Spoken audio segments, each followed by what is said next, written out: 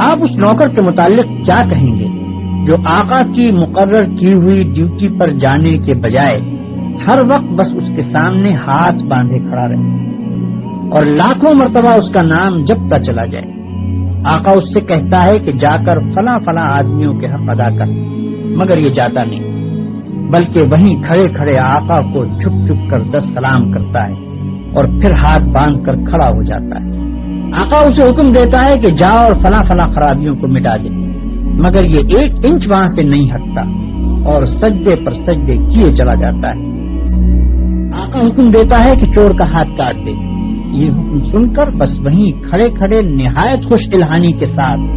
چور کا ہاتھ کاٹ دے، چور کا ہاتھ کاٹ دے 20 مرتبہ پڑھتا رہتا ہے،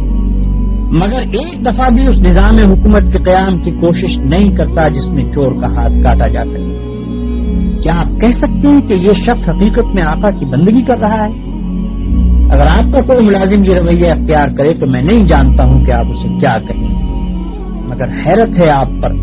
کہ خدا کا جو نوکر ایسا کرتا ہے آپ اسے بڑا عبادت گزار کہتے ہیں۔ یہ ظالم صبح سے شام تک خدا جانے کتنی مرتبہ قرآن شریف میں خدا کے احکام پڑھتا ہے، مگر ان احکام کو بجا لانے کے لیے اپنی جگہ سے جنبش تک نہیں کرتا، بلکہ نفل پر نفل پڑھے جاتا ہے، 1000 دانہ تسبیح پر خدا کا نام جپتا ہے اور خوش الہانی کے ساتھ قرآن کی تلاوت کرتا رہتا ہے۔ آپ اس کی یہ حرکتیں دیکھتے ہیں اور کہتے ہیں کہ کیسا زاہد عابد بندہ ہے۔ یہ غلط فہمی صرف اس وجہ سے ہے کہ آپ عبادت کا صحیح مطلب نہیں جانتے۔ ایک اور نوکر ہے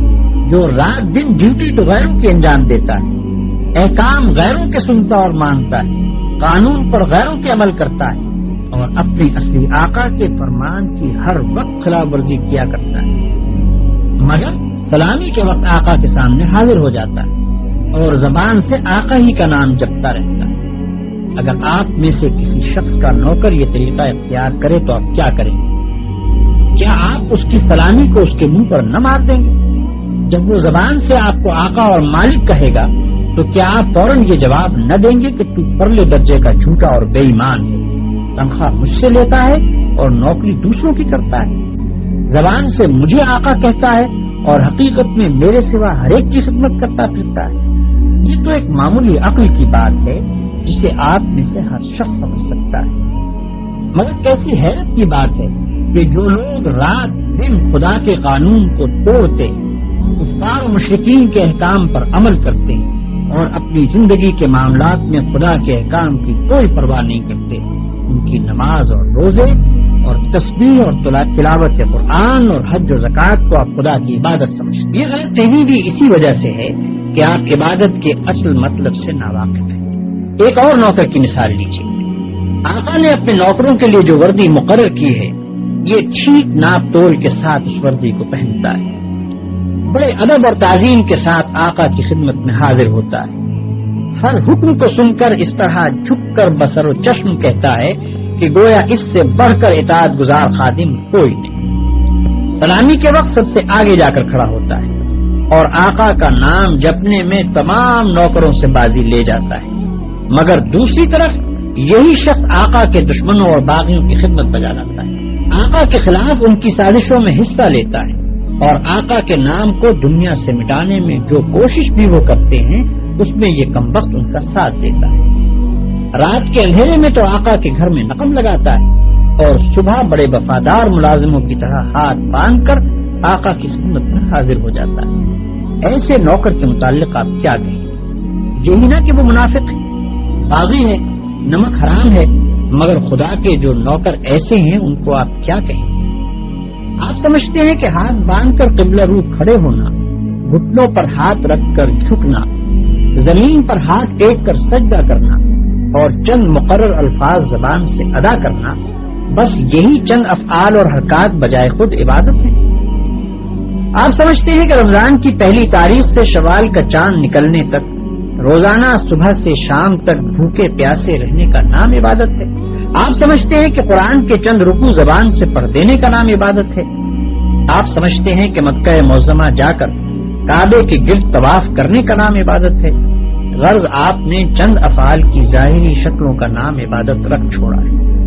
اور جب کوئی شخص ان شکلوں کے ساتھ ان افعال کو ادا کر دیتا ہے تو آپ خیال کرتے ہیں کہ اس نے خدا کی عبادت کر دی اور اس کی تخلیق کا مقصد پورا ہو گیا، اب وہ اپنی زندگی میں آزاد ہے کہ جو چاہے کرے۔ لیکن اصل حقیقت یہ ہے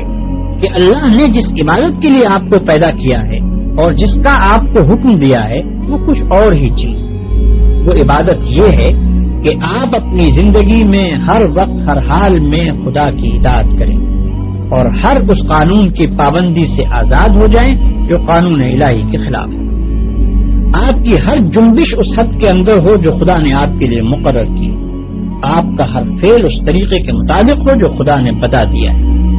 اس طرز پر جو زندگی آپ بسر کریں گے وہ پوری کی پوری عبادت ہوگی۔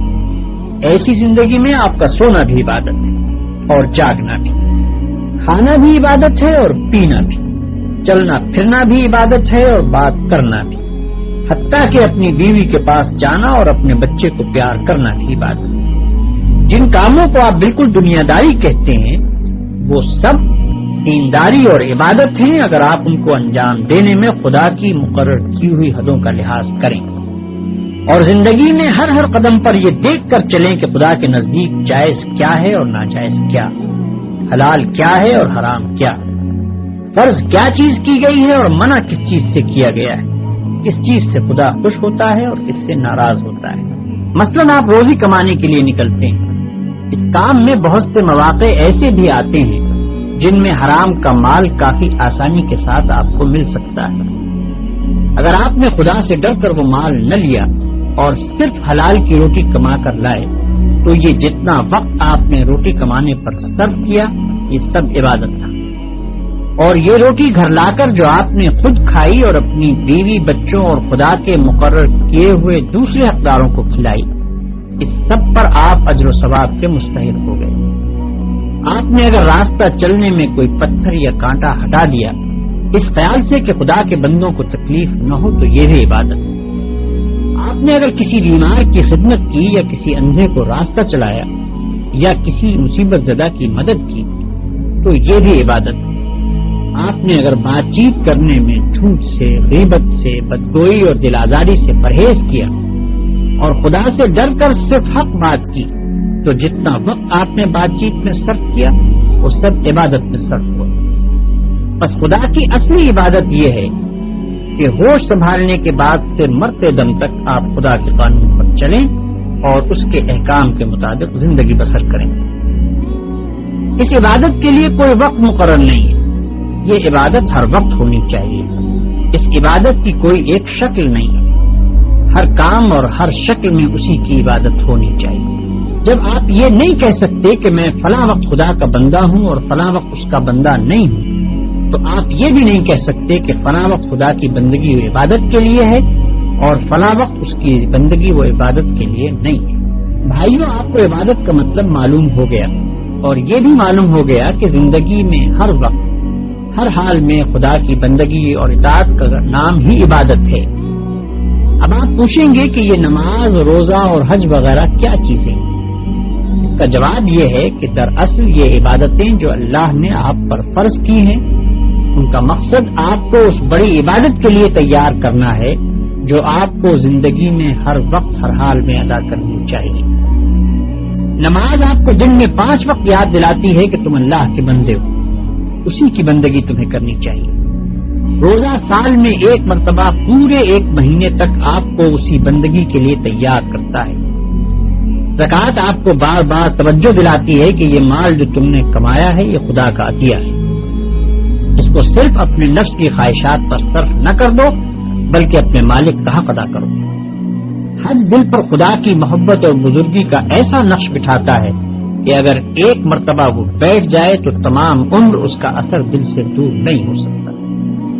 ان سب عبادتوں کو ادا کرنے کے بعد اگر آپ اس قابل ہو گئے کہ آپ کی ساری زندگی خدا کی عبادت بن جائے تو بلا شبہ آپ کی نماز نماز ہے اور روزہ روزہ ہے، زکوٰۃ زکوٰۃ ہے اور حج حج ہے۔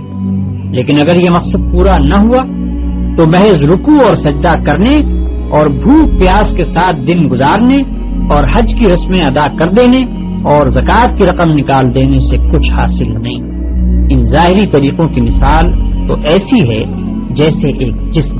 کہ اگر اس میں جان ہے اور وہ چلتا پھرتا اور کام کرتا ہے تو بلا شبہ ایک زندہ انسان ہے، لیکن اگر اس میں جان ہی نہیں تو وہ ایک مردہ لاش ہے۔ مردے کے ہاتھ، پاؤں، آنکھ، ناک سبھی کچھ ہوتے ہیں مگر اس میں جان نہیں ہوتی، اس لیے تم اسے مٹی میں دبا دیتے ہو۔ اسی طرح اگر نماز کے ارکان پورے ادا ہوں یا روزے کی شرطیں پوری ادا کر دی جائیں مگر خدا کا خوف، اس کی محبت اور اس کی وفاداری و اطاعت نہ ہو جس کے لیے نماز اور روزہ فرض کیا گیا ہے، تو وہ بھی ایک بے جان چیز ہوگی۔